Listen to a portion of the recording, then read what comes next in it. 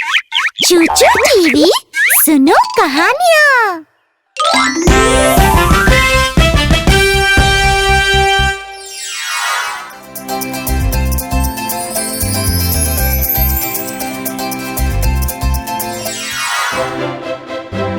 एक बार की बात है, एक बहुत अमीर आदमी था जिसकी बहुत प्यारी और नेक दिल बेटी थी।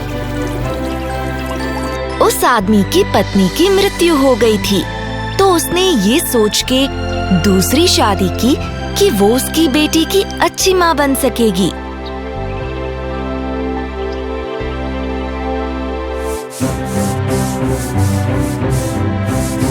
पर उसकी नई पत्नी तो मतलबी और स्वार्थी निकली,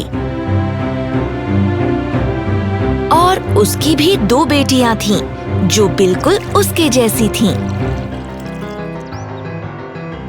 वो सब इतनी बदतमीज और मतलबी थीं कि वो आदमी दुखी होकर काम करने के लिए उनसे बहुत दूर चला गया, और फिर अपनी बेटी को उसकी सौतेली माँ और बहनों के पास छोड़ के वो चला गया। वो बेचारी लड़की अपनी सौतेली माँ और सौतेली बहनों के साथ प्यार से रहती, पर उन मतलबी लोगों ने उसे घर की नौकरानी बना दिया।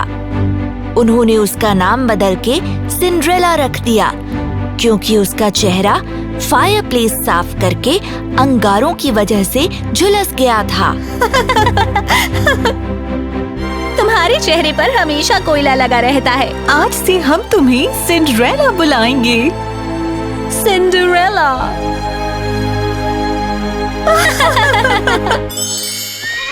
एक दिन एक शाही दूत उनके घर आया।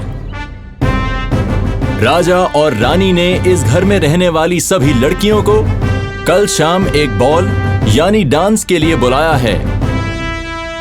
उनके बेटे यानी युवराज सभी लड़कियों के साथ डांस करेंगे और अपनी दुल्हन चुनेंगे। निमंत्रण पाके सभी लोग बहुत खुश थे। मैं युवराज के साथ नृत्य करना चाहती हूँ। काश वो मुझे चुन ले अपनी पत्नी के रूप में। मैं तो बस यही चाहती हूँ कि मेरी बेटियाँ सब लड़कियों के बीच बॉल में सबसे अच्छी दिखें। बॉल वाले दिन सिंड्रेला की सौतेली माँ अपनी दोनों बेटियों के लिए सबसे अच्छे कपड़े और जूते खरीद कर लाई, पर वो सिंड्रेला के लिए कुछ नहीं लाई। माँ, मैं भी नए कपड़े पहनकर वहाँ जाना चाहती हूँ। मेरे पास कोई और कपड़े नहीं है इनके अलावा। सिंड्रेला, तुम्हारे लिए ये कपड़े बिल्कुल सही हैं, क्योंकि तुम एक नौकरानी हो।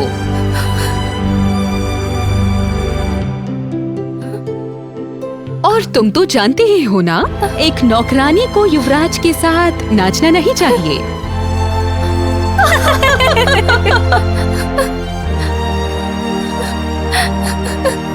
बेचारी सिंड्रेला, वो घर में बैठकर रोती रही, जबकि सब लोग बॉल के लिए चले गए।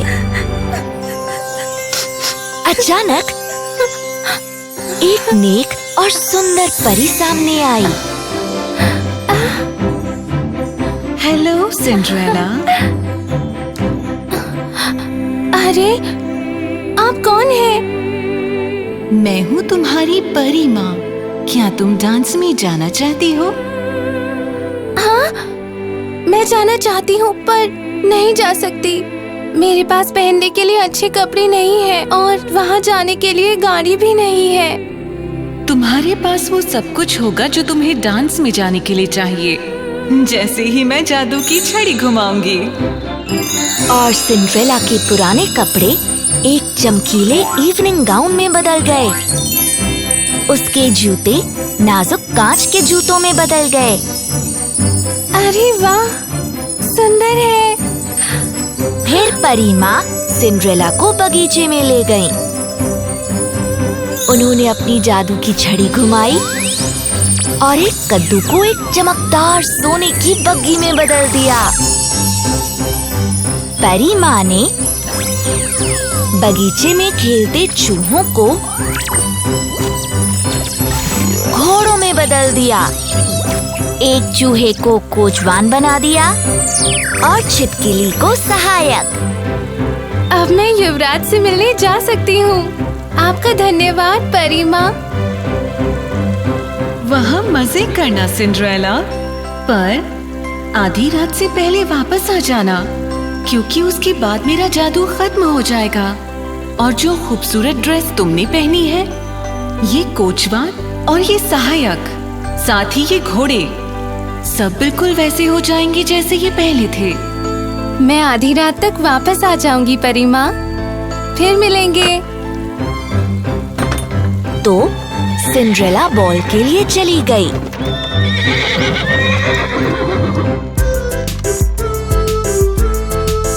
सिंड्रेला इतनी खूबसूरत लग रही थी कि जब वो महल में पहुंची तो सब लोग उसे पलट पलट कर देखने लगे। और युवराज को तो वो इतनी अच्छी लगी कि वो सिर्फ उसी के साथ नाचना चाहता था। क्या आप हमारे साथ डांस करेंगी? हाँ, जरूर। किसी ने भी सिंड्रेला को नहीं पहचाना और वो युवराज के साथ डांस करके बहुत खुश थी। और युवराज को ऐसा लगा कि वो सबसे नेक और खूबसूरत लड़कियों में से है जो उसे अब तक मिली है। वो लड़की कौन है? युवराज सिर्फ उसी के साथ नाचना चाहते हैं। मैंने उसे पहले कभी नहीं देखा।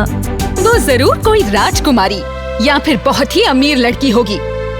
समय का पता ही नहीं चला जब सिंड्रेला राजकुमार के साथ नाच रही थी और बहुत जल्द आधी रात भी होने वाली थी। मुझे माफ करना युवराज, अब मेरे जाने का वक्त हो गया है। जरा रुकिए।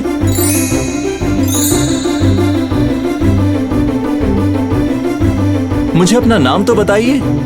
कहाँ रहती हैं आप, ताकि हम दोबारा मिल सकें?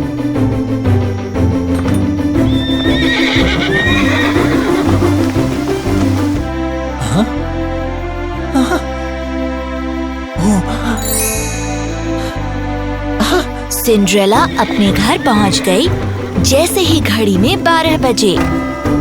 और ठीक उसके बाद सारा जादू गायब हो गया। सिर्फ उसके पैरों का कांच का जूता नहीं बदला।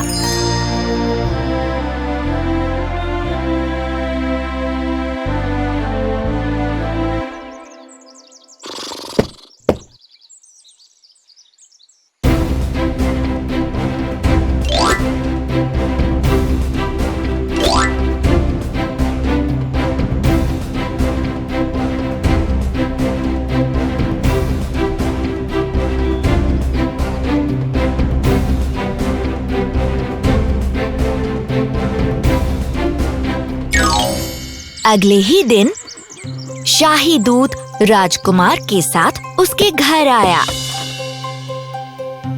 ओ, राजकुमार आए हैं। उन्हें जरूर मुझसे शादी करनी होगी। नहीं, मुझसे। दूत कांच का वो जूता लिए आ रहा था जो सिंड्रेला के पैर से गिर गया था। हम इस जूते की मालकिन की तलाश में यहाँ आए हैं। जिसके पैर में ये आएगा, युवराज उससे ही शादी करेंगे। ये जूता मेरा है।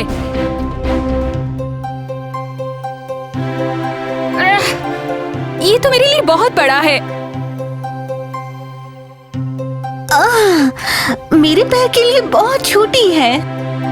राजकुमार ने सिंड्रेला को कोने में खड़े हुए देखा। हालांकि वो उस दिन से बिल्कुल अलग लग रही थी, फिर भी राजकुमार उसके पास चले गए।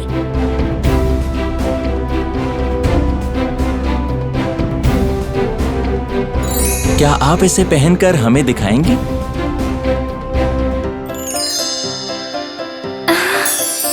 हाँ?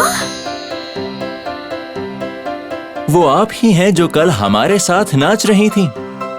आप हमारी राजकुमारी हैं। हाँ, यही है।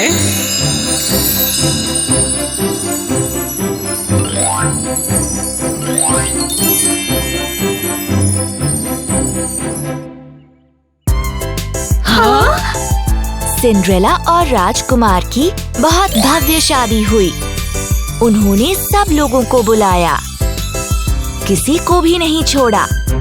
सिंड्रेला ने अपनी सौतेली बहनों को भी बुलाया और सौतेली माँ को भी, जिन्होंने सिंड्रेला की तरह नेक और उदार बनने का फैसला किया। फिर सिंड्रेला और राजकुमार हमेशा खुशी खुशी रहने लगे।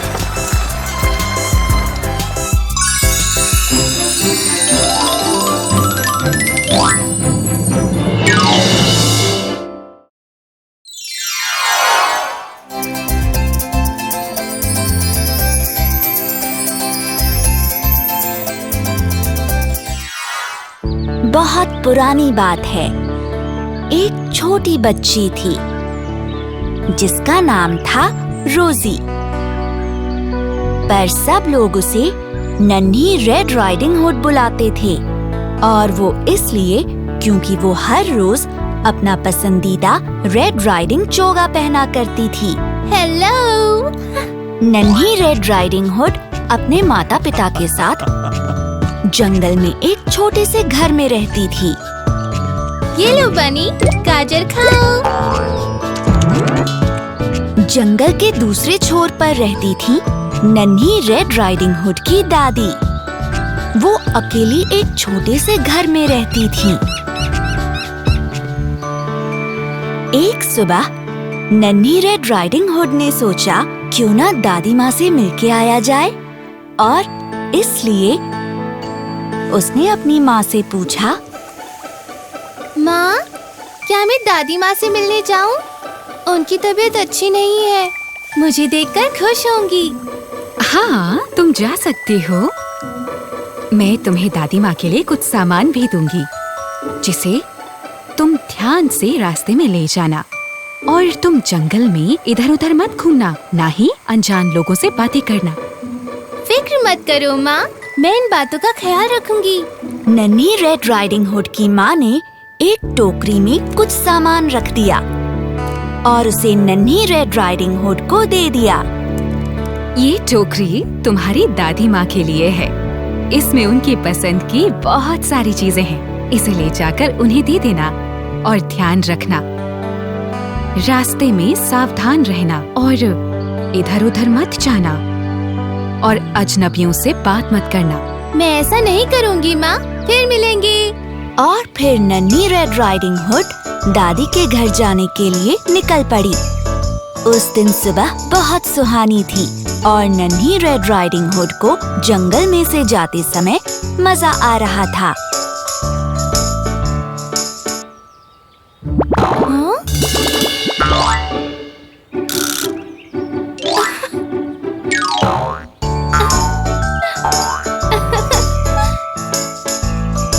रास्ते में उसने कुछ खूबसूरत फूल देखे। ये फूल कितने सुंदर है। दादी माँ को ये रंग बहुत पसंद है। इन्हें देखकर वो खुश होंगी। मैं उनके लिए इन्हें ले चलती हूँ। तो फूल तोड़ने के लिए नन्ही रेड राइडिंग हुड जंगल में चली गई। जब नन्ही रेड राइडिंग हुड फूल तोड़ रही थी, तभी वहाँ एक भेड़िया आ गया। वो नन्ही रेड राइडिंग हुड को वहाँ देखकर रुक गया। उसे देखकर उसके दिमाग में एक बुरा ख्याल आया। ये नन्ही लड़की तो बहुत ही स्वादिष्ट लगती है। वो भेड़िया नन्ही रेड राइडिंग हुड के पास गया और उससे बहुत अच्छी आवाज में बात करने लगा। कैसी हो नन्ही बच्ची? तुम्हारी टोकरी तो अच्छी चीजों से भरी है, और जो फूल तुम तोड़ रहे हो वो भी कितने सुंदर हैं। क्या ये माँ के लिए हैं? नन्ही रेड राइडिंग हुड फूल तोड़ने में इतनी खो गई कि वो ये भूल गई कि उसे अजनबियों से बात नहीं करनी। नहीं, ये मेरी माँ के लिए नहीं है। ये मेरी दादी माँ के लिए है। मैं उनसे मिलने जा रही हूँ।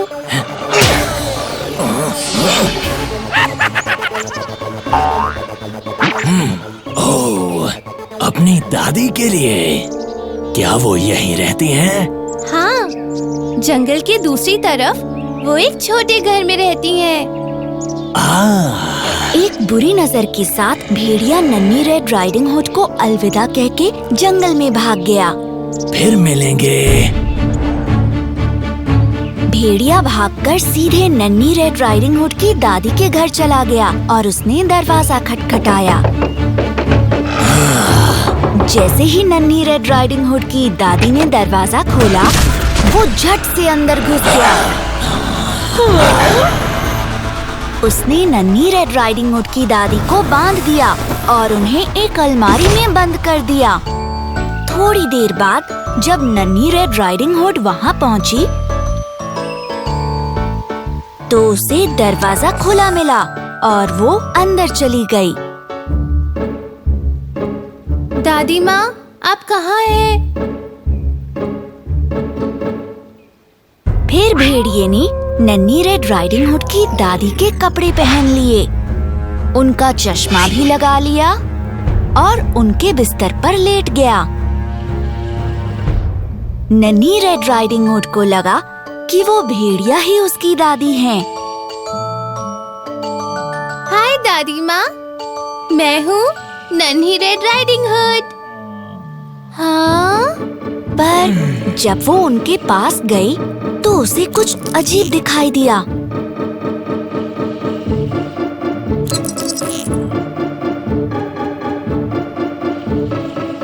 दादी माँ, आपके कान तो बड़े हैं। भेड़िए को बहुत भूख लगी थी, तो उसने उसे चालाकी से अपने पास बुला लिया। मेरे कान बड़े इसलिए हैं ताकि मैं तुम्हें अच्छे से सुन सकूं। जरा पास आ जाओ मेरी बच्ची।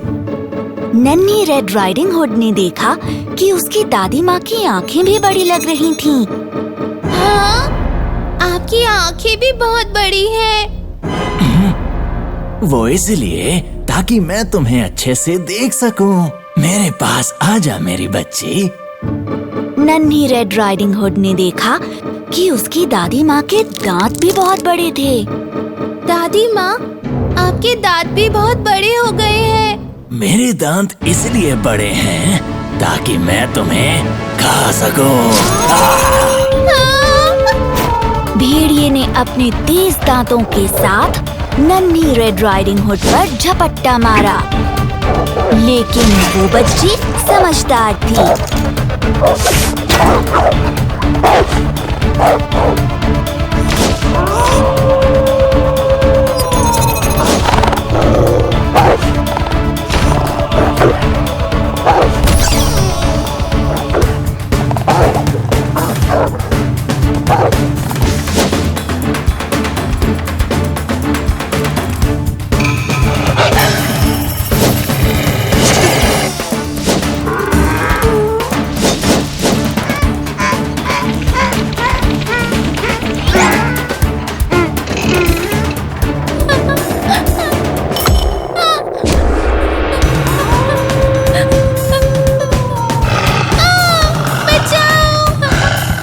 मदद के लिए चिल्लाई। बचाओ! बचाओ! पास ही में एक लकड़हारा काम कर रहा था, जिसने नन्ही रेड राइडिंग हुड की चीख सुनी। बचाओ! बचाओ! लकड़हारा भाग के घर में गया और भेड़िए को सबक सिखाया। मजा चख भेड़िए।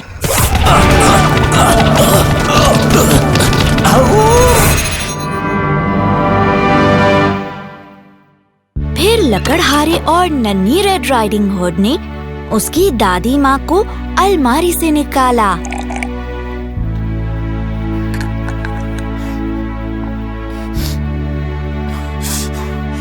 नन्ही रेड राइडिंग हुड, तुम ठीक हो? शुक्र है भगवान का।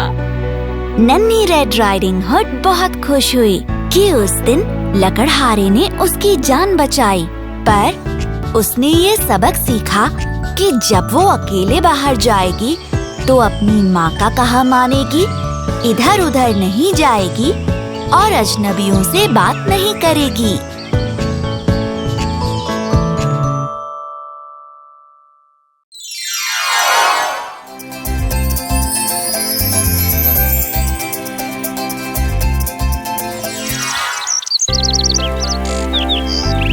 एक समय की बात है, एक आदमी अपनी पत्नी के साथ खुशी खुशी रहता था। उनका घर एक बागीचे के पास था, जिसमें ढेर सारे फल और सब्जियां लगी थीं। एक दिन पत्नी ने देखा कि बागीचे में रपुंज़ल कही जाने वाली एक स्वादिष्ट सब्जी उगाई है। वो ये देखकर बहुत खुश हुई। जरा सुनिए, वो देखिए, पड़ोस के बागीचे में कितनी सारी रपुंज़ल उगी हैं। बहुत ही स्वादिष्ट लग रही हैं। क्या आप मेरे लिए वो ला सकते हैं? बेचारा पति डर गया, क्योंकि वो बागीचा एक चुड़ैल का था। सुनो, उस बागीचे की मालकिन एक चुड़ैल है। मुझे लगता है मेरा वहाँ जाना सुरक्षित नहीं होगा। अगर मैं पकड़ा गया तो वो जादू टोना कर सकती है मुझ पर। फिर एक दिन पत्नी बहुत बीमार पड़ गई। पति की दी हर चीज को उसने खाने के लिए मना कर दिया और वो बस रपुंज़ल खाने की जिद करती रही। वो रपुंज़ल, मुझे खाने के लिए वही चाहिए। वही एक ऐसी चीज है जिसे खाने के बाद मैं ठीक हो जाऊंगी। अपनी पत्नी की ऐसी हालत देखकर पति को बहुत फिक्र होने लगी। तो उस दिन रात को उसने अपनी हिम्मत जुटाई और चुड़ैल के बागीचे में घुस गया।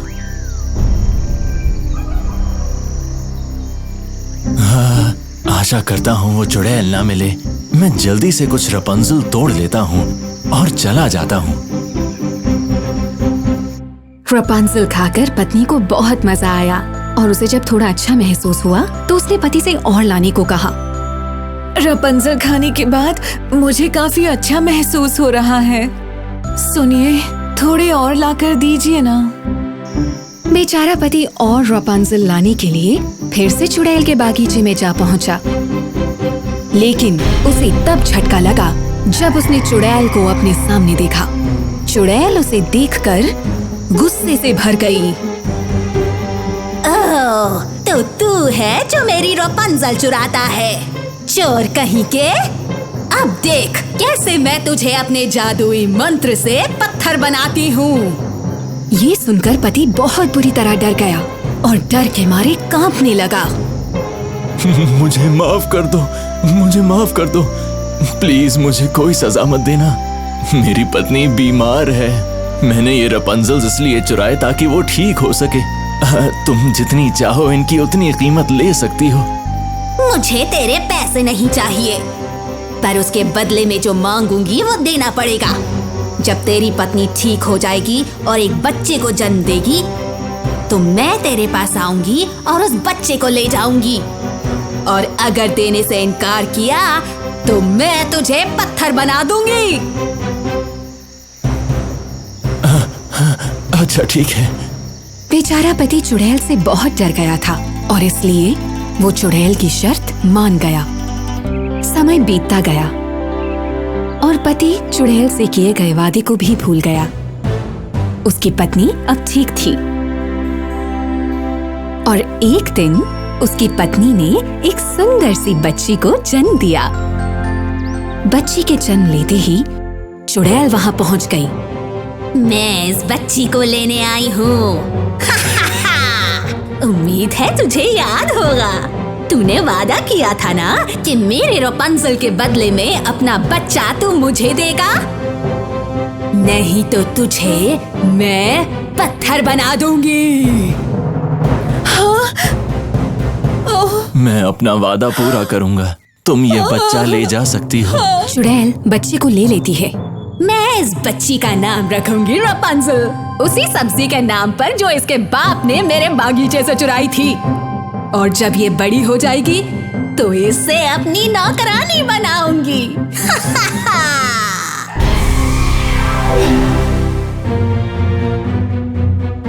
वो चुड़ैल रपुंज़ल को एक ऐसे कमरे में रखती थी जो एक ऊंची मीनार पर बना था कई साल बीत गए। रापुंज़ेल बड़ी होकर एक सुंदर सी लड़की में बदल गई और उसके बाल बहुत लंबे, घने और सुनहरे थे। और क्योंकि उस मीनार में सीढ़ियां नहीं थी, तो वो बेचारी कहीं जा भी नहीं सकती थी और वो अपना सारा दिन चुड़ैल के लिए खाना बनाने और साफ सफाई में बिताती। रापुंज़ेल को बहुत अकेलापन महसूस होता क्योंकि उसके साथ बात करने वाला कोई भी नहीं था। वो बस खिड़की के किनारे बैठी रहती और गीत गाती, इस उम्मीद में कि कोई तो उसकी आवाज सुनेगा।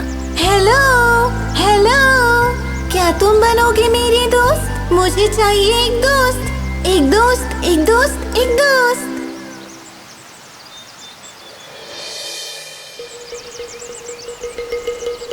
रापुंज़ेल, रापुंज़ेल, अपने बाल नीचे लटकाओ और मुझे इनके सहारे वहाँ ऊपर चढ़ाओ।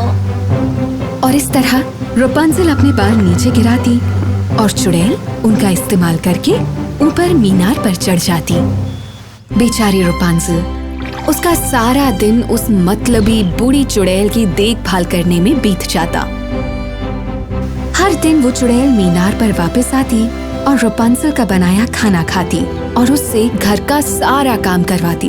एक दिन एक भला और सुंदर राजकुमार उस मीनार के पास से गुजर रहा था। उसने देखा रापुंज़ेल खिड़की पर गाना गा रही है।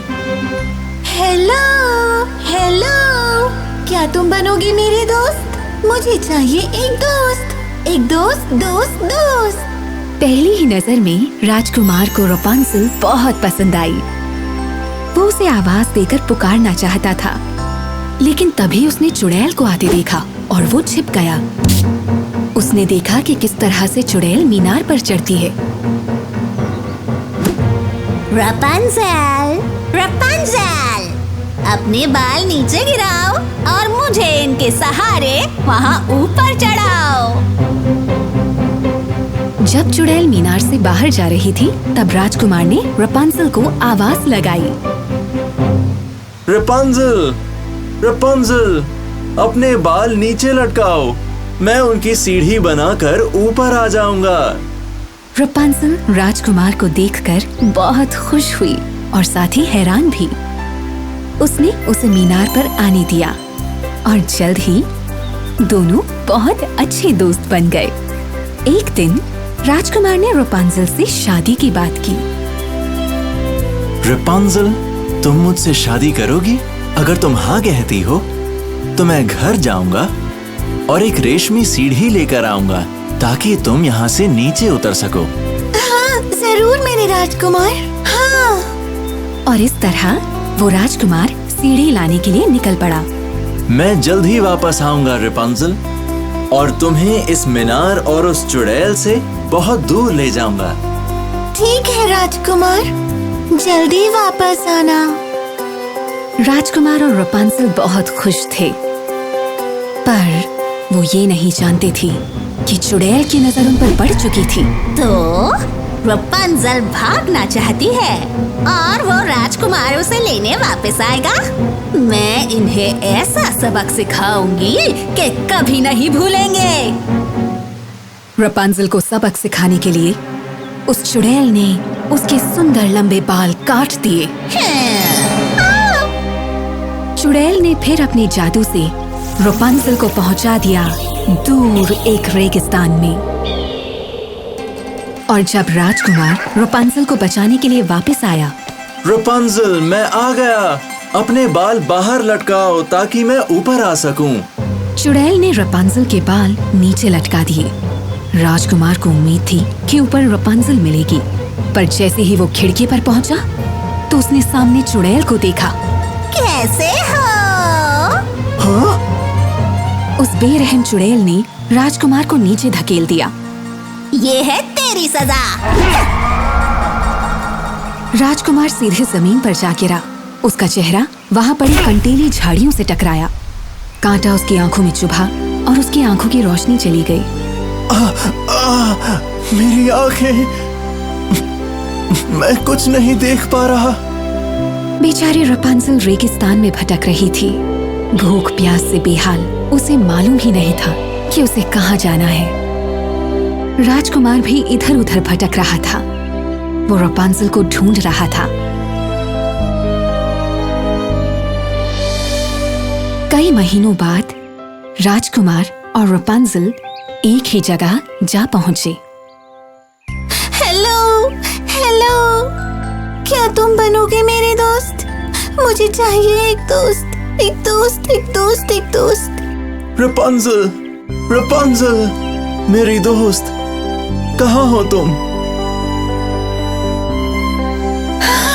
मेरे राजकुमार, तुम्हें देखकर मुझे बहुत खुशी हुई। राजकुमार को देखते ही रपुंज़ल की आंखों में खुशी के आंसू आ गए, और जब उसके आंसू राजकुमार की आंखों में गिरे तो राजकुमार की आंखों की रोशनी वापस आ गई। रपुंज़ल, मैं अब तुम्हें देख सकता हूँ। फिर राजकुमार और रपुंज़ल राजकुमार के राज्य में पहुंचे। वहाँ उन्होंने शादी की और दोनों खुशी से रहने लगे।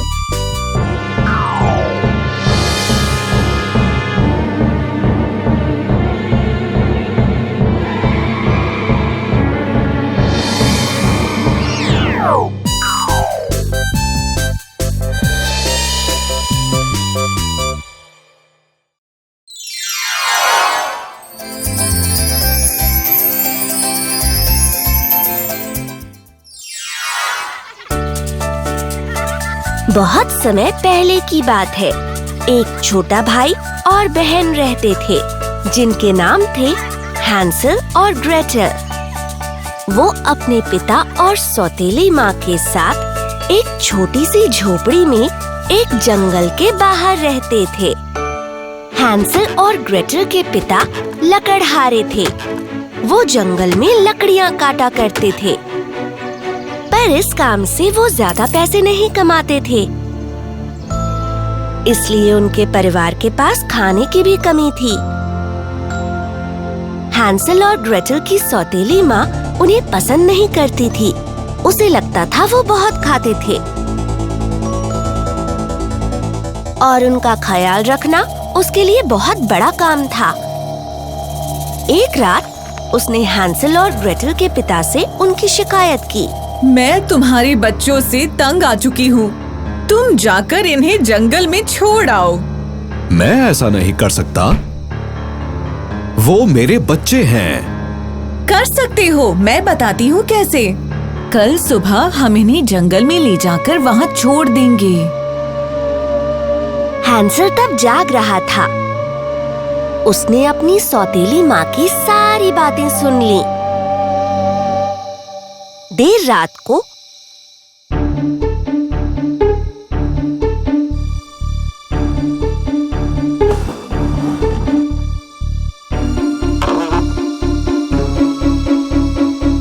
वो घर से बाहर जाकर कुछ चमकदार सफेद कंकड़ उठाकर ले आया जो अंधेरे में चमक रहे थे।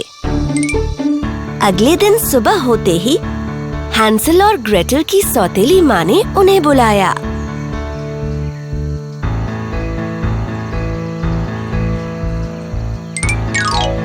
तुम्हारे पिता और मैं जंगल में लकड़ी काटने जा रहे हैं। तुम भी हमारे साथ आ रहे हो। ये लो ब्रेड, अगर भूख लगे तो खा लेना। जैसे जैसे वो जंगल में आगे बढ़े, हैंसल चुपचाप एक एक कंकड़ गिराता चला गया ताकि रास्ता याद रहे। जब वो जंगल के बीचों बीच पहुंच गए, तो बच्चों के पिता और उनकी सौतेली माँ लकड़ी काटने के लिए अलग अलग चल पड़े। हम लकड़ी काटने जा रहे हैं। तुम दोनों हमारे लौटने तक यहाँ इंतजार करना।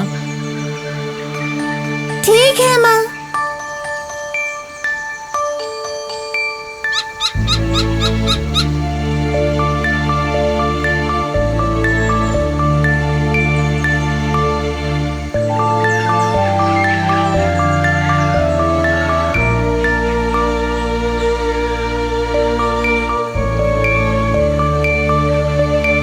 बच्चों ने जंगल में पूरा दिन अकेले ही बिताया।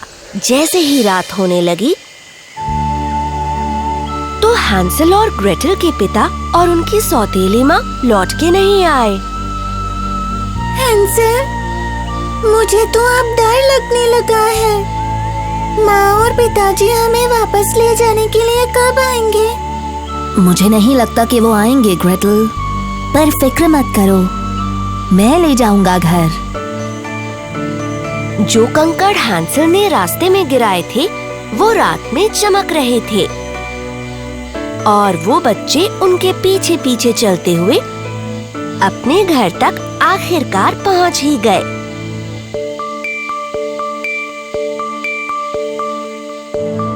उनके पिता उन्हें देखकर बहुत खुश थे।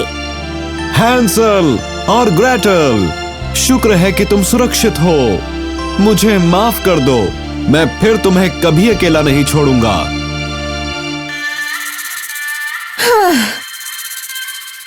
कुछ दिनों बाद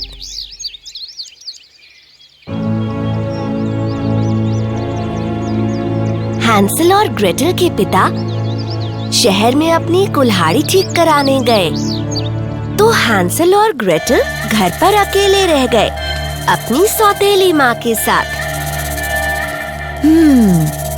अब जब इनके पिता बाहर गए हैं, ये बढ़िया समय है मेरे लिए इन बच्चों से छुटकारा पाने का।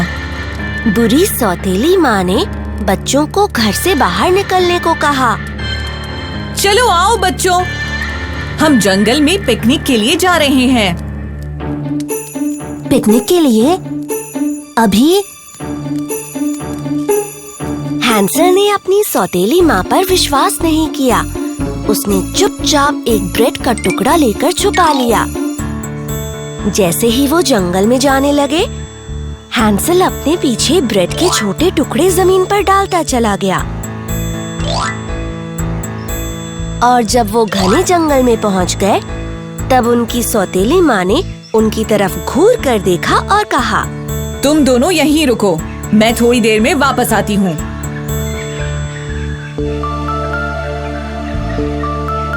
बच्चों ने इंतजार किया, पर उनकी सौतेली माँ वापस नहीं आई।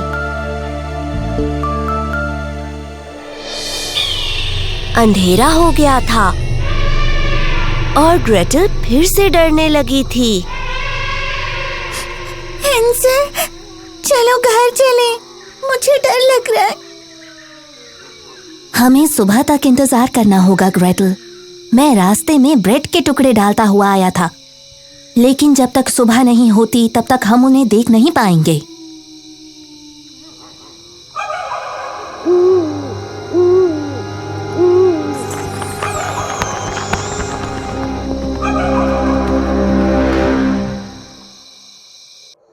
जब सूरज निकल आया,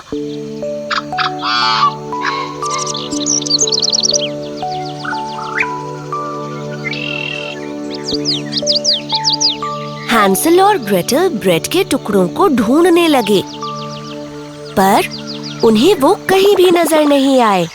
अरे नहीं, शायद चूहों और चिड़ियों ने वो सारे ब्रेड के टुकड़े खा लिए। अब हम घर कैसे जाएंगे? हैंसल और ग्रेटल जंगल में लगातार चलते गए, इस उम्मीद में कि कोई उनकी मदद के लिए मिलेगा।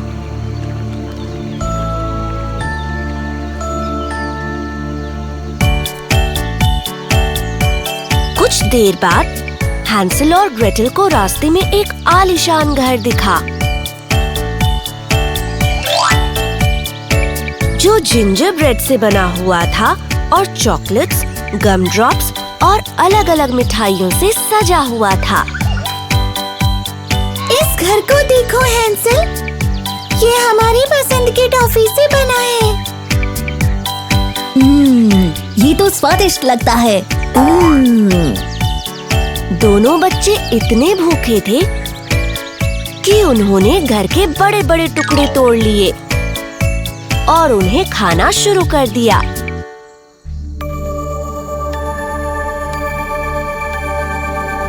तब एक बूढ़ी औरत घर से बाहर निकली और हैंसल और ग्रेटल को देखकर मुस्कुराने लगी। ओह बेचारे बच्चे, जरूर तुम दोनों को भूख लगी होगी। अंदर आओ, मैं तुम दोनों को पीने के लिए थोड़ा गर्म दूध देती हूँ। हैंसल और ग्रेटल उस बूढ़ी औरत के घर में चले गए, जहाँ उसने उन्हें अच्छे से खाना खिलाया।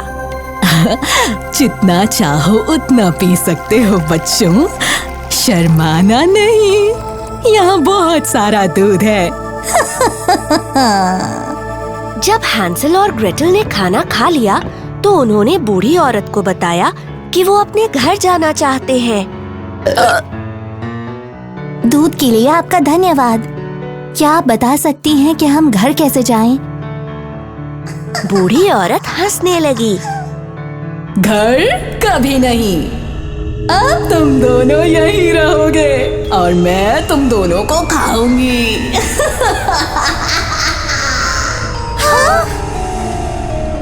बेचारे हैंसल और ग्रेटल। बूढ़ी औरत ने उन्हें अपनी जाल में फंसा लिया था। जब तक उन बच्चों को इसका एहसास हुआ कि वो बूढ़ी औरत बच्चों को खाने वाली चुड़ैल है जिसने उन्हें फंसाने के लिए मिठाइयों का घर बनाया है, तब तक बहुत देर हो चुकी थी। बूढ़ी चुड़ैल ने हैंसल को पिंजरे में कैद कर लिया था। तुम यहीं रहोगे लड़के, जब तक कि तुम मेरे खाने लायक मोटे ना हो जाओ। फिर वो चुड़ैल ग्रेटल के पास गई। और सुनो लड़की, तुम मेरे लिए काम करोगी। उसने ग्रेटल को खाना बनाने, साफ सफाई करने और कपड़े धोने में लगा दिया था।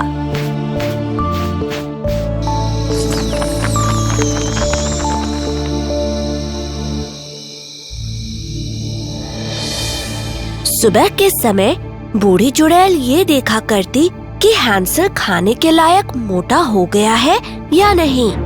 मुझे अपनी उंगली दिखाओ हैंसल। देखे जरा तुम कितने मोटे हुए। हैंसल को पता था कि बूढ़ी चुड़ैल को ठीक से दिखता नहीं है, इसलिए वो उसे मुर्गे की हड्डी पकड़ाकर बुद्धू बना दिया करता।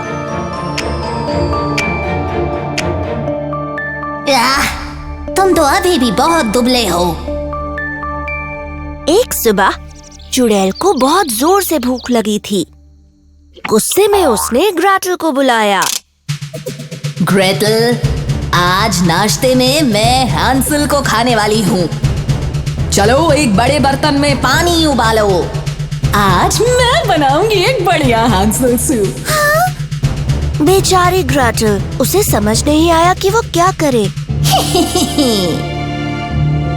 उसे पता था कि उसे हैंसल को बचाना है और तभी उसने एक योजना बनाई। जब वो पानी गर्म करने के लिए बर्तन रख रही थी, कुछ देर के बाद बूढ़ी चुड़ैल ये देखने के लिए आई कि पानी उबल गया है या नहीं। क्या पानी उबल गया है? मैं खाने के लिए तैयार हूँ। मुझे नहीं पता, मैं बर्तन में नहीं झाँक पा रही। ये मेरे लिए बहुत ऊंचा है। वो चुड़ैल हैंसल को खाने के लिए इतनी उतावली थी कि वो चूल्हे के ऊपर चढ़ गई और बर्तन के अंदर झांकने लगी। तभी नन्ही चतुर ग्रेटल ने बूढ़ी चुड़ैल को अपनी पूरी ताकत के साथ बर्तन के अंदर धकेल दिया।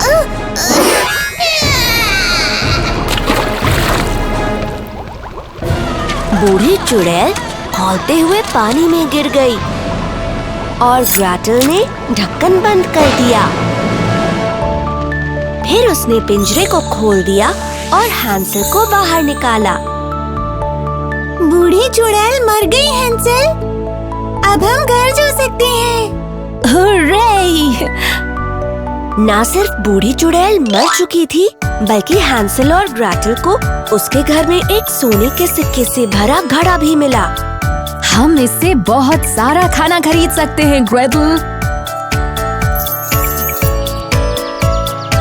बहुत देर तक चलने के बाद हैंसल और ग्रेटल ने आखिरकार जंगल से बाहर निकलने का रास्ता ढूंढ ही लिया।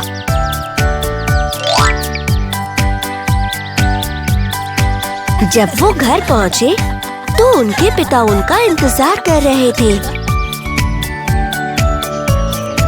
बच्चों, मैं तुम्हें देखकर बहुत ही खुश हूँ। शुक्र है कि तुम वापस लौट आए।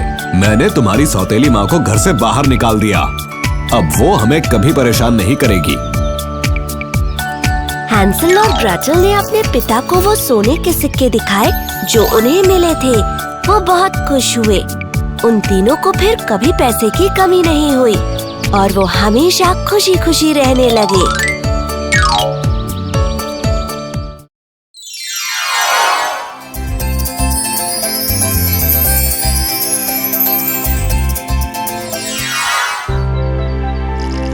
चीका एक अच्छा बच्चा था, पर वो बहुत आलसी था, खासकर तब जब उसे अपना होमवर्क करना हो।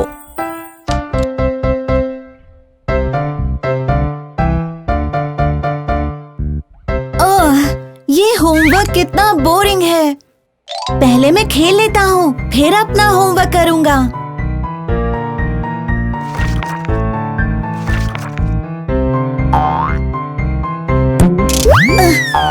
चीका हमेशा ही ऐसे बहाने बनाता जब उसकी माँ उसे अपना होमवर्क करने को कहती।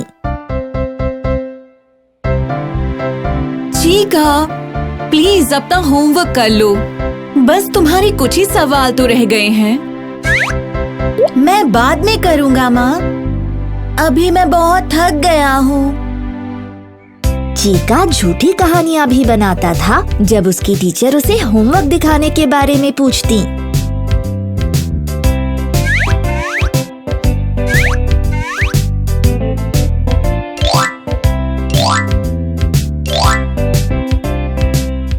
चीका, चलो अपना होमवर्क दिखाओ।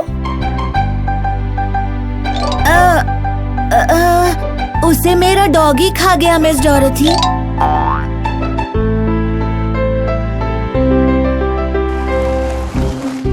चीका की माँ एक दिन मिस डॉरथी से मिलने आई। वो चीका की मनपसंद टीचर थी। चीका अपना होमवर्क कभी नहीं करता मिस डॉरथी, चाहे मैं उसे कितनी बार क्यों ना कहूँ। मेरे पास एक तरकीब है। हम कुछ ऐसा करेंगे जिससे आज के बाद चीका हमेशा अपना होमवर्क करेगा। मिस डॉरथी ने उस दिन बच्चों को होमवर्क दिया। सुनो बच्चों, आप सब अपना होमवर्क आज ही पूरा कर लेना। ये बहुत जरूरी है। मैं उसे कल चेक करूंगी। जी मिस डॉरथी। पर मिस डॉरथी के याद दिलाने के बावजूद चीका ने उस दिन अपना होमवर्क नहीं किया। ला ला ला ला ला ला। अगले दिन मिस डॉरथी ने क्लास में एक घोषणा की। बच्चों, तुम्हारे लिए एक सरप्राइज है। हमारे प्रिंसिपल ने स्कूल के बगीचे में आप सभी को बुलाया है। स्कूल के बगीचे में? हाँ, वहाँ तुम सब बागवानी करना सीखोगे।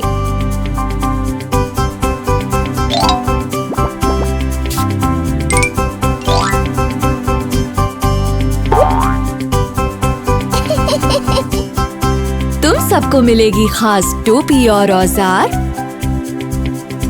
और असली बागवानी करने का मौका भी।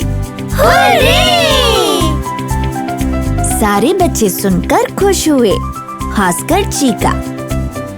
चीका बगीचे में जाने को बेताब था, क्योंकि बागवानी करना उसके मनपसंद कामों में से एक था। हम बगीचे में कितने बजे जाएंगे मिस डॉरथी? जैसे ही मैं सबका होमवर्क चेक कर लूंगी। प्रिंसिपल ने कहा है कि वो बगीचे में उन्हीं बच्चों को आने देंगी जिन बच्चों ने अपना होमवर्क पूरा किया हो। इसलिए बच्चों, चलिए अपना अपना होमवर्क दिखाइए। हाँ। चीकू और दूसरे बच्चों ने मिस डॉरथी को अपना होमवर्क दिखाया। मैंने अपना होमवर्क कर लिया मिस डॉरथी। और मैंने भी। पर चीका ने अपना होमवर्क नहीं किया था।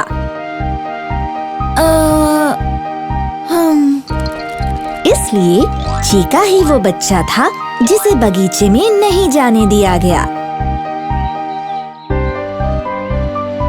मुझे भी बागबानी करनी है मिस डॉरेथी। अगर आज तुम अपना होमवर्क करोगे चीका, तो कल हम सब बगीचे में जा सकेंगे। उस शाम चीका ने अपना होमवर्क बिना किसी के कहे पूरा कर लिया। उसकी माँ ने उसे एक बार भी याद नहीं दिलाया। अगले दिन चीका ने तुरंत ही अपना होमवर्क मिस डॉरेथी को दिखा दिया। मैंने होमवर्क कर लिया मिस डॉरेथी। बहुत बढ़िया चीका। तो आज तुम भी सबके साथ बागवानी करोगे। हुर्रे! मिस डॉरेथी सबको एक बार फिर बगीचे में ले गईं। और इस बार चीका को एक टोपी और औजार भी मिले और उसने अपने दोस्तों के साथ बागवानी की। हुर्रे! उस दिन के बाद से चीका अपना होमवर्क हर रोज खुद ही कर लेता। इससे मिस डॉरेथी और उसकी माँ को उस पर बड़ा नाज हुआ।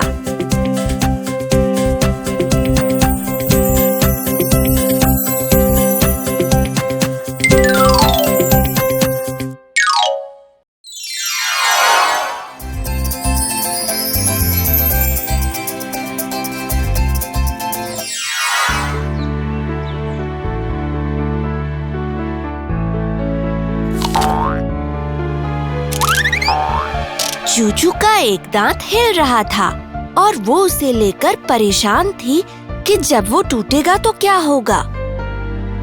माँ, मेरा दांत हिल रहा है। क्या ये टूट जाएगा? हाँ चूचू, तुम्हारा हिलने वाला दांत दूध का दांत है। जैसे जैसे हम बड़े होते हैं ना, दूध के सभी दांत गिर जाते हैं। तो मैं अपने दूध के दांत का क्या करूं जब ये टूट जाएगा? तुम इसे टूथ फेरी के लिए छोड़ सकती हो। वो इसे ले जाएगी और बदले में तुम्हें एक तोहफा दे देगी। कौन टूथ फेरी? वो मेरे दांत के साथ क्या करेगी? वो इसे आसमान में ले जाकर उसे एक तारे में बदल देगी। तुम्हारा दांत चमकेगा और रात में रोशनी करेगा।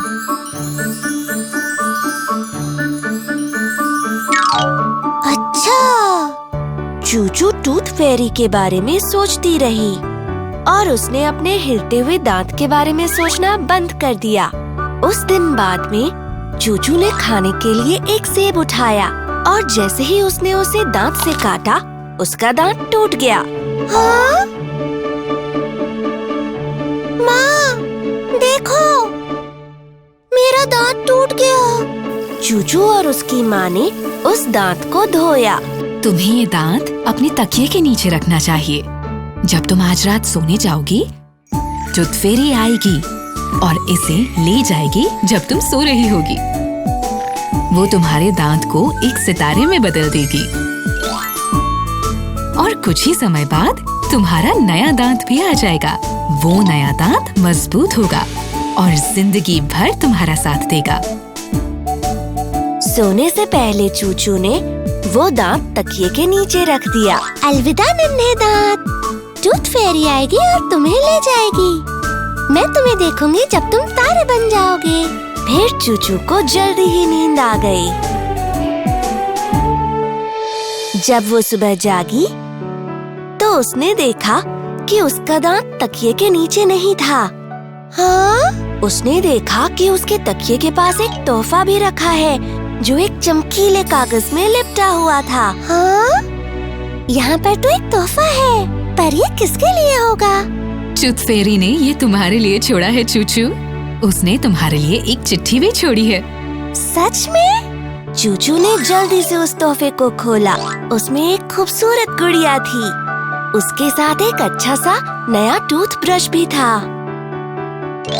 कितनी प्यारी गुड़िया है। और ये टूथब्रश भी बहुत अच्छा है। पता नहीं इस चिट्ठी में क्या लिखा है? फिर चूचू ने वो चिट्ठी पढ़ी। प्यारे चूचू, तुम्हारा दांत अब एक चमकता हुआ सितारा बन चुका है। उसकी जगह तुम्हारा एक नया दांत आ जाएगा। तुम्हें उसे मंजन करना होगा और बाकी सभी दांतों को भी अच्छे से, दिन में 2 बार। तुम्हें दूध जरूर पीना चाहिए और खूब सारे फल और सब्जियां भी खानी चाहिए। यही सबसे बढ़िया तरीका है अपने दांतों का ख्याल रखने का। चूचू ने अपने दांतों का अच्छे से ख्याल रखा। उसने दिन में 2 बार ब्रश किया और जब भी वो तारों को देखती तो ये सोचती कि उनमें से उसका दांत कौन सा है।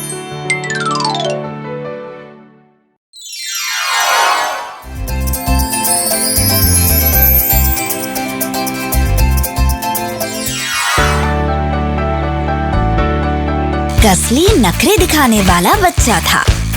वो हमेशा हर चीज के लिए शिकायत करता रहता था।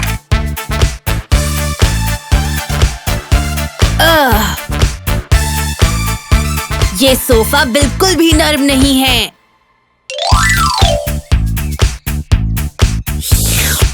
छी! मुझे ये आइसक्रीम पसंद नहीं आई।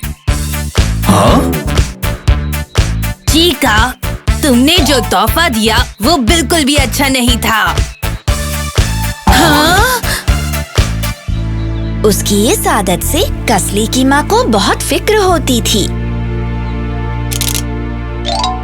कसली हर बात पर नखरे दिखाता है और कमियां निकालता है। उसका बर्ताव बहुत रूखा है। उसे ये समझना होगा कि जिनकी वो कमियां निकालता है उन्हें कैसा लगता होगा। एक दिन कसली की माँ को एक तरकीब सूझी।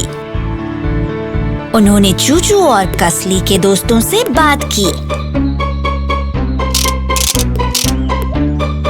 बच्चों, मुझे तुम्हारी मदद चाहिए। फिर कसली की माँ ने कसली से कहा कि वो अपने दोस्तों को घर पर बुलाए। कसली, कैसा रहेगा अगर कल तुम अपने दोस्तों को यहाँ बुलाओ? तुम सब एक साथ खेल सकते हो। मैं तुम्हारी मदद करूँगी कुकीज बनाने में और चॉकलेट मिल्क शेक बनाने में। ये अच्छा आइडिया है माँ। कसली को ये तरकीब बहुत पसंद आई और उसने अपने दोस्तों को बुला लिया। कल मेरे घर जरूर आना, हम सब खूब मजे करेंगे। अगले दिन सुबह कसली ने अपने सारे मनपसंद खेल और खिलौने निकाले। इन खिलौनों के साथ खेलकर बहुत मजा आएगा। फिर उसने कुकीज बनाई और साथ में मिल्क शेक भी। फिर कसली ने घर की चीजों को ठीक ठाक करके दोस्तों के लिए आरामदेह बनाया। जल्दी ही कसली के दोस्त भी आ गए। हाय कसली। हाय दोस्तों, चलो खेलते हैं। कसली अपने सारे खेल खिलौने बाहर ले आया। ये मेरे मनपसंद खिलौने हैं। चलो इनके साथ खेलें। पर चाचा और चीका नखरे दिखाने लगे। मैं यहाँ अंदर नहीं खेलना चाहता कसली, मुझे तो बाहर जाना है। हाँ? मुझे तुम्हारे खेल खिलौने अच्छे नहीं लगे। मैं बोर हो गया। हाँ? कसली को समझ नहीं आया कि वो क्या करे। उसे लगा कि चाचा और चीका कुछ ज्यादा ही नखरे दिखा रहे हैं।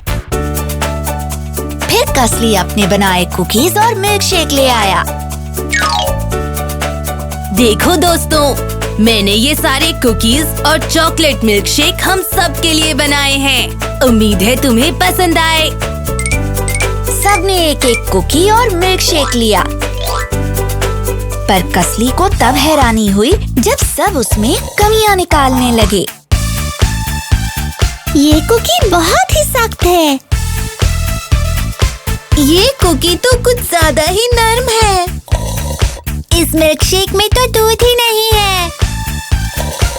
इस मिल्क शेक में और चॉकलेट होनी चाहिए थी। हाँ? कसली इस बात से बहुत निराश हुआ कि उसके दोस्त नखरे दिखा रहे हैं और कमियां निकाल रहे हैं। कसली तो बस इतना चाहता था कि सब मौज मस्ती करें, पर वो तो नखरे दिखा रहे थे और हर बात पर शिकायत कर रहे थे। कितनी ठंड है यहाँ। नहीं, बहुत गर्मी है। मुझे ये सोफा पसंद नहीं आया, ये बिल्कुल नर्म नहीं है।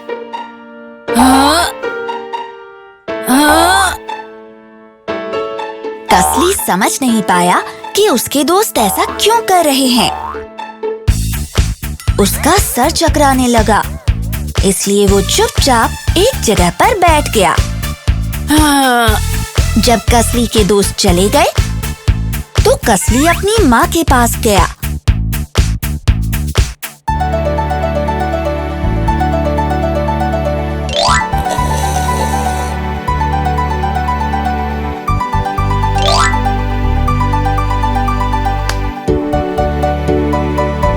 माँ, मेरे दोस्तों ने आज बहुत नखरे दिखाए। उन्होंने हर चीज में कमियां भी निकाली। समझ नहीं आ रहा कि मैं क्या करूं। मुझे उनकी तरह नहीं बनना है, इसलिए मैं अब से ना नखरे करूंगा ना ही कमियां निकालूंगा। कसली की माँ की तरकीब काम कर गई। फिर कसली ने किसी चीज के लिए न कभी नखरे दिखाए न ही शिकायत की।